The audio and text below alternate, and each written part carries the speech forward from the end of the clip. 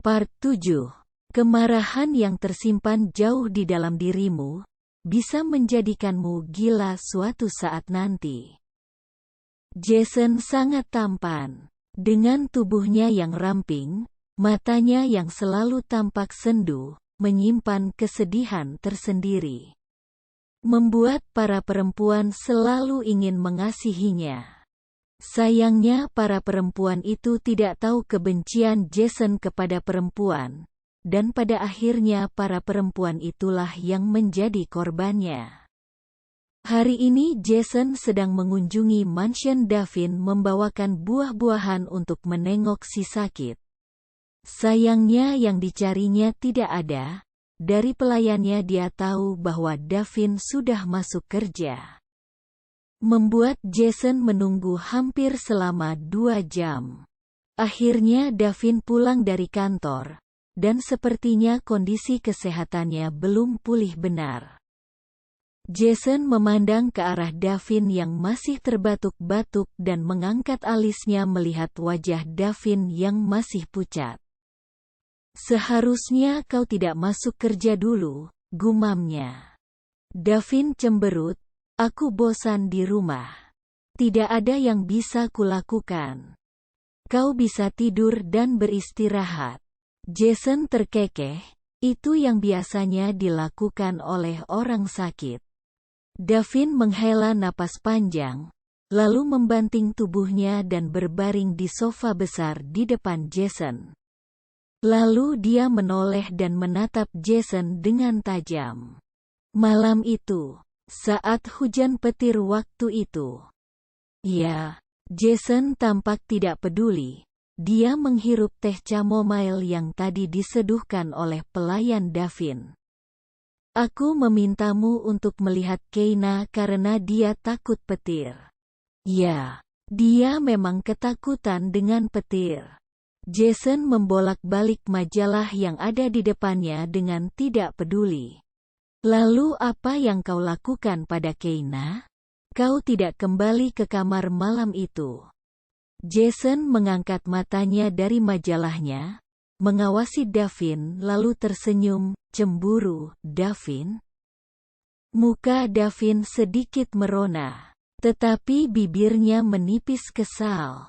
"Kata Keina kau memasangkan earphone di telinganya, lalu dia tidak ingat apa-apa lagi. Kau sangat perhatian padanya." Jason memilih tidak menjawab pertanyaan Davin, membuat Davin makin kesal.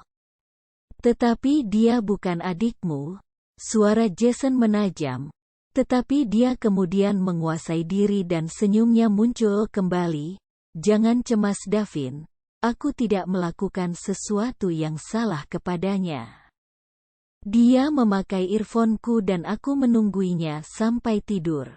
Aku menyelimutinya, dan kemudian karena aku mengantuk aku tidur di kamar tamu."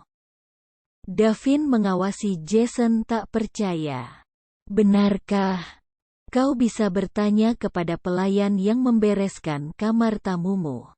Jason tersenyum dan menatap Davin. "Kalau aku tidak mengenalmu, aku akan menduga bahwa kau sedang cemburu." "Aku tidak cemburu." Davin menyela keras kepala. "Aku hanya cemas kau berubah pikiran dan mengincarnya. Kau tahu aku punya hutang budi yang besar kepada Keina dan karena itu aku bertekad menjaganya." Davin mengernyit.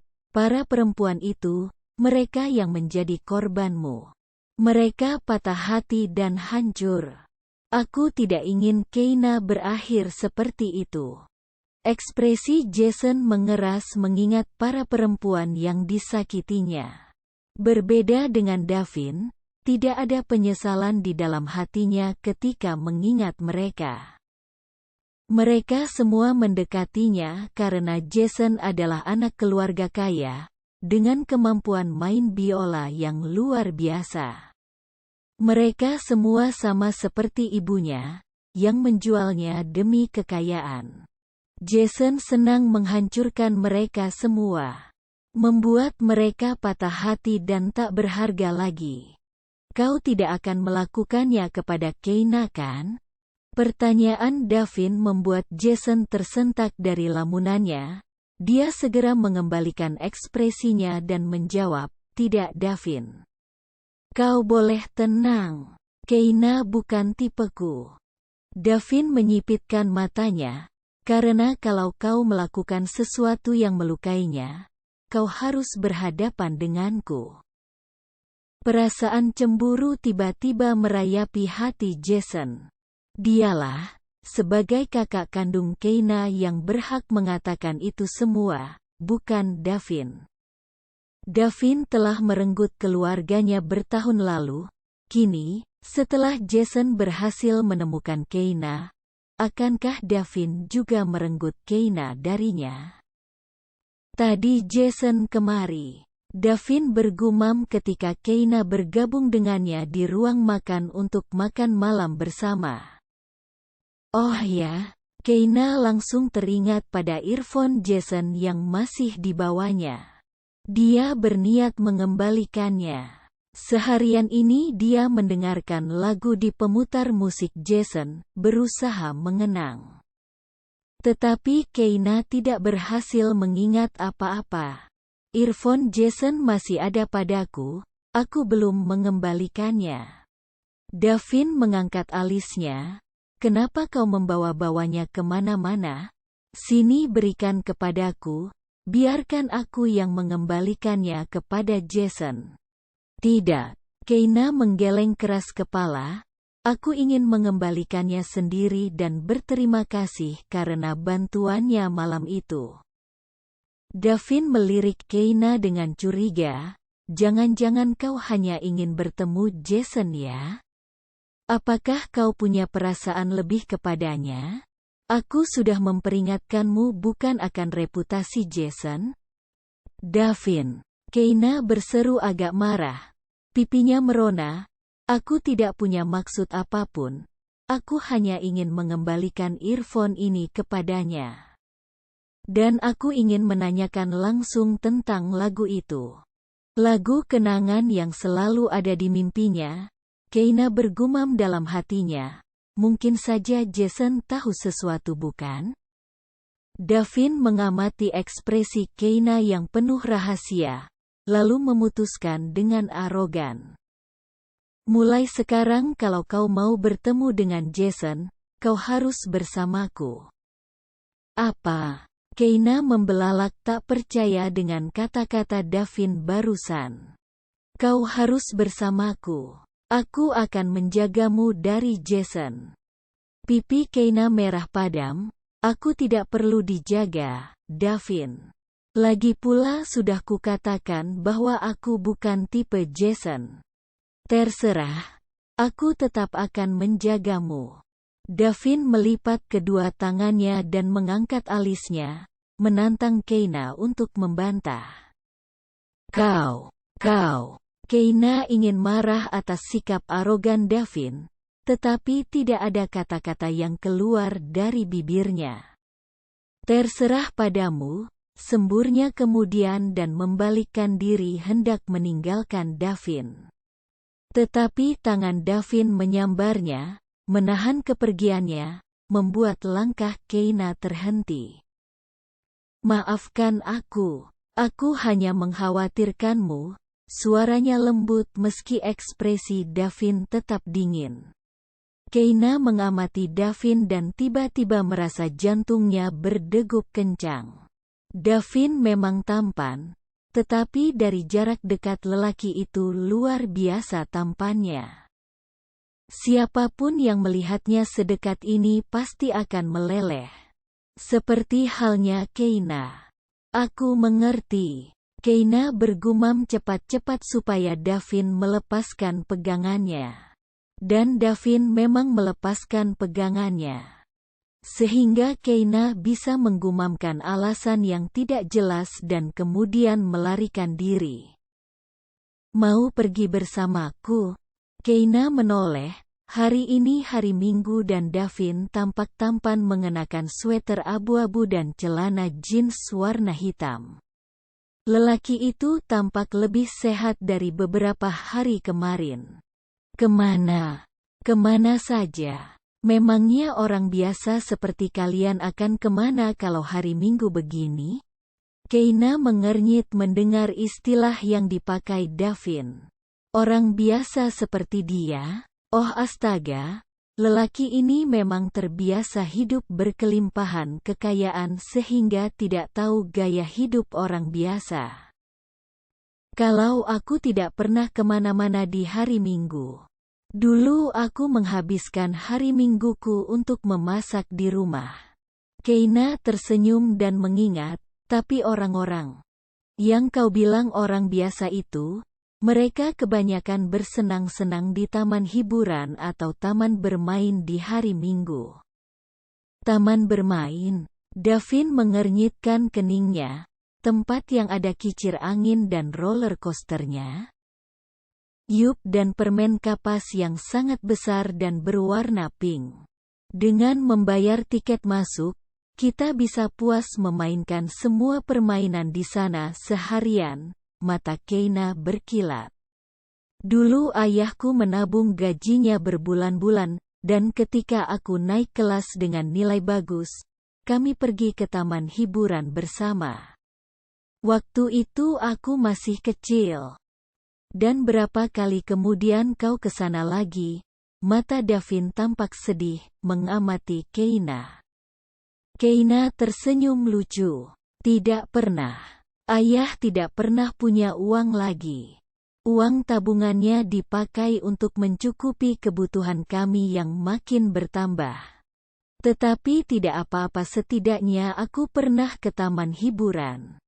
Davin tersenyum, kau lebih beruntung dariku. Aku tidak pernah ke taman hiburan.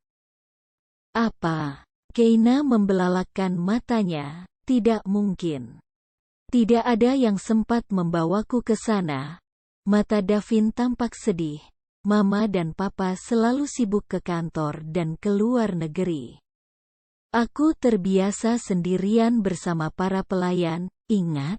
Lagi pula taman hiburan terlalu ramai, dan Papa sangat ketat dalam hal keamanan. Karena takut kau diculik, Davin mengangguk. Sejak kejadian percobaan penculikannya dulu, papanya sangat ketat menjaganya. Dia tidak boleh pergi ke tempat umum sendirian, semuanya diawasi. Hanya ketika dia beranjak dewasalah papanya mulai bersikap longgar dan memberinya kebebasan. Percobaan penculikan itu, aku pernah hampir diculik waktu kecil. Benarkah? Mata Keina membelalak. Benar. Tetapi ada seseorang yang menyelamatkanku. Sampai sekarang aku masih berhutang budi kepadanya. Davin masih belum punya nyali untuk menceritakan kisah Robert kepada Keina. Dia masih belum siap menerima reaksi Keina.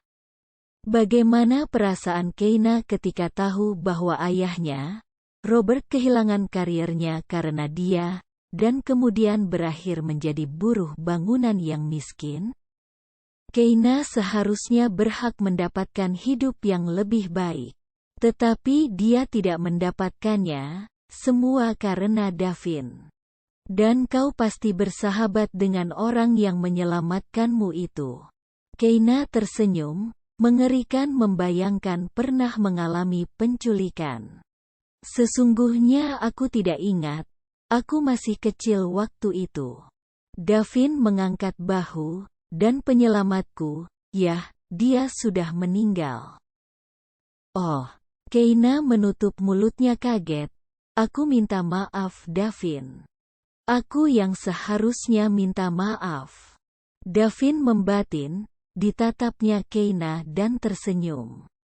Jadi, ayo ganti pakaianmu. Ganti pakaianku. Keina mengerutkan alisnya bingung. Kita ke taman hiburan sekarang. Keina, suara Sefrina terdengar ketika Keina sedang berganti pakaian dan langsung mengangkat ponselnya begitu melihat nama Sefrina tertera di sana. Ada apa Sefrina? Aku ingin mengajakmu ke kafe coklat yang kemarin ku ceritakan. Sefrina kemarin telah menceritakan tentang kafe baru yang menjual berbagai jenis coklat dalam berbagai hidangan. Ada kue, cupcakes, minuman, dan berbagai bentuk coklat yang cantik. Aku bosan di hari libur sendirian. Kita jalan yuk, kalau kau mau aku akan menjemputmu. Keina termenung bingung, aku sangat ingin Sefrina. Tapi aku tidak bisa. Kenapa? Terdengar suara bingung Sefrina di seberang sana. Aku, Davin mengajakku keluar. Davin mengajakmu keluar? Iya. Dia mengajakku ke taman hiburan hari ini. Dia mengajakmu ke taman hiburan? Sefrina tampak membeo perkataannya, membuat Keina tertawa. Hei kau menirukan kata-kataku Sefrina. Keina masih tertawa, dan kau tahu tidak? Davin tidak pernah ke taman hiburan sebelumnya. Benarkah? Sefrina menyahut, tapi kalau diingat, aku juga belum pernah ke taman hiburan. Apakah kau mau ikut? Aku bisa bilang pada Davin, kita bisa bertemu di sana.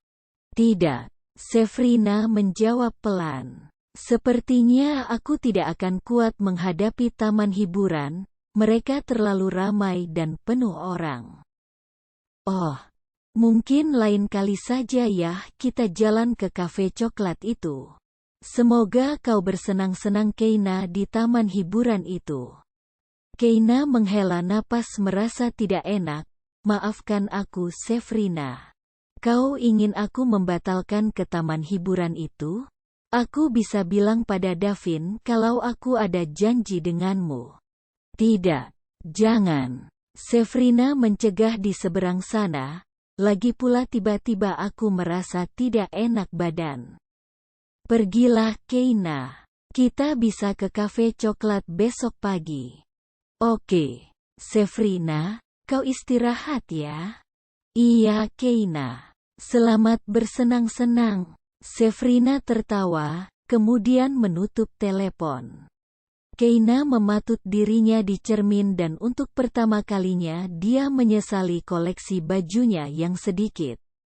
Dulu Keina tidak pernah peduli pada penampilannya, apalagi pakaiannya.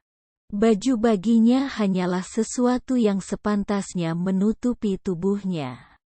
Tetapi mengingat penampilan Davin tadi, lelaki itu tampak luar biasa tampan dengan sweater abu-abu, jeans hitam, tubuh tinggi rampingnya, rambut yang begitu modis, dan wajahnya yang sangat tampan.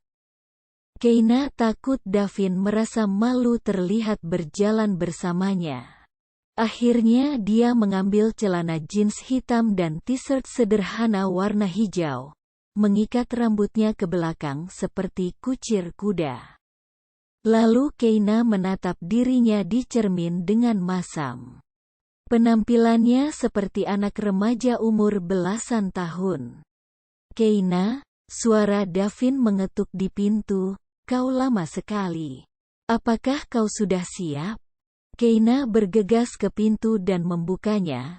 Davin berdiri di sana, mengamati penampilan Keina dari atas ke bawah lalu terkekeh geli.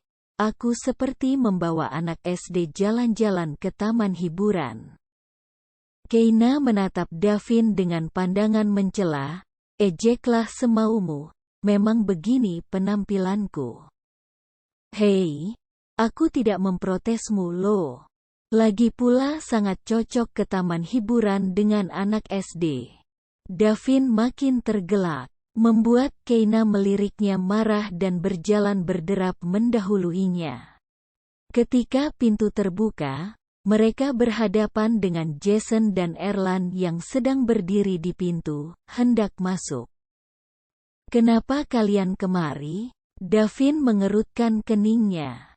Jason tersenyum tampak tidak terpengaruh dengan sikap ketus Davin. Aku mengantar Erlan. Kemarin dia sedang di London, dan sekarang dia ingin menengokmu. Kata Jason, kau sakit parah kemarin. Erlan mengangkat alisnya menatap Davin. Tampaknya kau sembuh dengan cepat. Well, aku sudah sembuh, jadi kalian tidak perlu repot-repot menengokku. Pulanglah, gumam Davin ketus. Jason tertawa, sudah biasa dengan sikap ketus Davin. Kami kan baru datang. Tega-teganya kau mengusir kami. Mata Jason terhenti di Keina yang ada di belakang Davin. Hai Keina. Hai. Keina tersenyum malu-malu, teringat pelukan Jason waktu itu. Aku masih membawa earphone-mu. Keina amat sangat ingin bertanya tentang lagu itu. Tetapi waktunya sepertinya tidak tepat. Ambil saja, itu untukmu. Jadi kalau ada badai petir lagi, kau tinggal memasangnya di telingamu dan menikmati musiknya. Jason tersenyum lembut pada Keina. Sementara itu Erlan mengalihkan perhatiannya kepada Davin, dan mengamatinya, melihat penampilan kalian, sepertinya kalian mau pergi ya? Bukan urusanmu, jawab Davin ketus, dan langsung mendapatkan sikutan pelan dari Keina di rusuknya. Kami akan ke taman hiburan, jawab Keina sambil tersenyum. Oh bagus, kau mengatakan kepada mereka, dan mereka sekarang pasti akan ikut. Davin melirik Keina mencela lalu menatap Jason dan Erlan bergantian. Katakan kalian punya kesibukan lain. Aku tidak punya kesibukan. Erlan mengangkat bahunya tanpa rasa bersalah.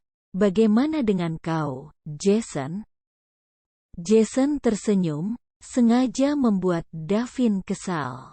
Aku juga tidak punya kesibukan, dan taman hiburan terasa menyenangkan. Keina tertawa melihat tingkah ketiga sahabat ini. Apalagi ketika Davin menggerutu dan marah-marah, tetapi tetap membiarkan kedua sahabatnya naik ke mobilnya, mengikuti mereka ke taman hiburan. Ke taman hiburan, nafas Sefrina terengah-engah, dadanya terasa panas terbakar. Berani-beraninya Keina pergi bersama Davin ke taman hiburan dan menolak ajakannya pergi ke kafe bersamanya.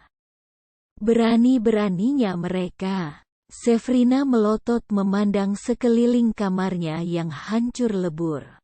Kaca-kaca dipecahkan. Buku-buku dilempar. Semua peralatan lain berhamburan di lantai, berserakan dan sebagian pecah.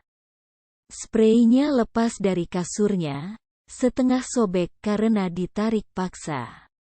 Kamar itu benar-benar berantakan. Seperti terjadi pergumulan dan perang di dalamnya. Begitulah Sefrina kalau sedang marah. Tidak ada yang berani mengganggunya kalau sedang marah. Semua orang di rumah langsung menjauh dari kamarnya, tidak berani mendekat. Semua barang sudah dihancurkan dan dilemparkannya. Tetapi dada Sefrina masih mendidih oleh perasaan marah dan murka. Dia sangat marah hingga kepalanya seperti mau pecah. Dengan keras Sefrina lalu menjerit, dan berteriak-teriak sekeras-kerasnya. Teriakannya memenuhi lorong rumah, membuat merinding seluruh penghuni rumah yang mendengarnya.